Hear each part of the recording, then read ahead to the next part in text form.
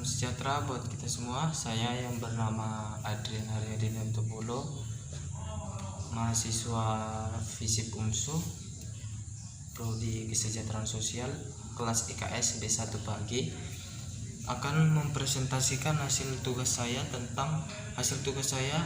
mata kuliah pengantar sosiologi yang bertemakan kekuasaan ayah dalam mengatur keluarga. Kekuasaan adalah kewenangan yang didapatkan oleh seseorang atau kelompok guna menjalankan kewenangan tersebut sesuai dengan kewenangan yang diberikan.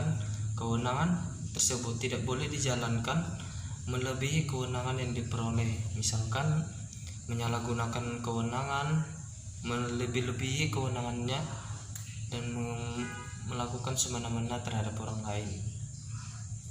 Kekuasaan dapat diartikan juga sebagai kemampuan seseorang untuk mempengaruhi orang lain supaya melakukan tindakan-tindakan yang dikehendakinya.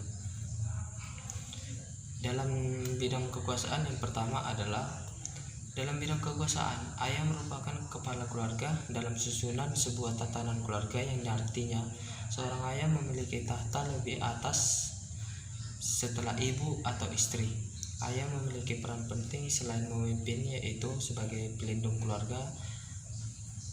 Ayah harus bisa melindungi keluarga dari bahaya-bahaya yang ada di dunia luar, tak hanya dalam bentuk fisik maupun di dalam non-fisik. Yang kedua, dalam bidang sumber kekuasaan. Dalam setiap agama memang memberikan kekuasaan penuh terhadap seorang ayah atau suami dalam mengatur keluarganya. Jadi, seorang ayah dapat dikatakan sebagai kepala keluarga atau yang memimpin keluarga, baik dalam bidang agama untuk memperbaiki moral akhlak anak dan istrinya dan bertakwa kepada Tuhannya, dan lain-lain. Bidang ketiga yaitu arena kekuasaan. Arena kekuasaan seorang ayah itu adalah di dalam keluarga yang ada seorang istri dan anak. Keempat, bidang dominasi kapital. Dalam bidang ini seorang ayah harus memiliki teladan yang dapat ditiru seorang istri dan anak agar kekuasaannya tetap terjaga sebagai kepala keluarga. Tidak hanya itu, ayah juga harus bisa melindungi keluarganya dari bahaya-bahaya yang ada menghampirinya. Yang kelima, bidang habitus. Habitus merupakan kerangka penafsiran untuk memahami dan menilai realitas dan sekaligus penghasil praktik-praktik kehidupan yang sesuai dengan struktur-struktur objektif.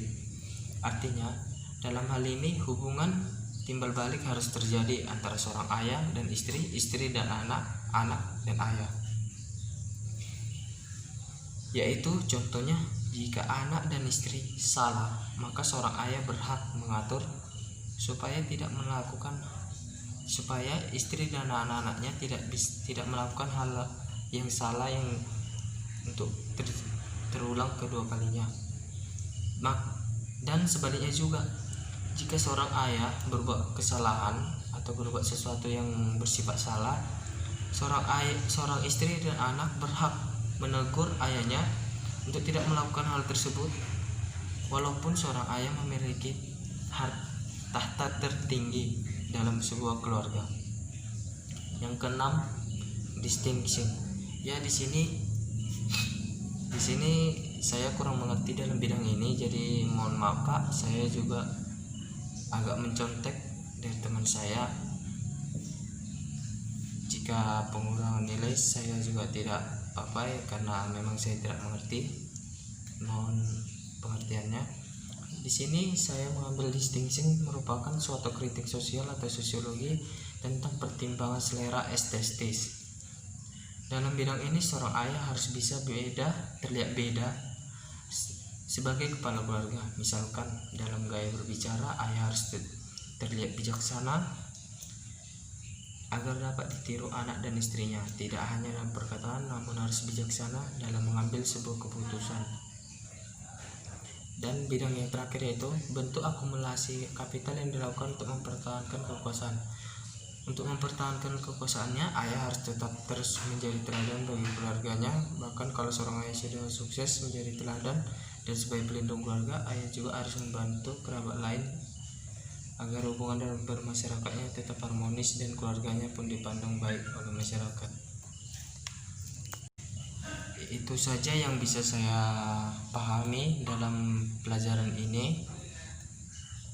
Baik kurang dan lebihnya saya mohon maaf. Salam sejahtera buat kita semua.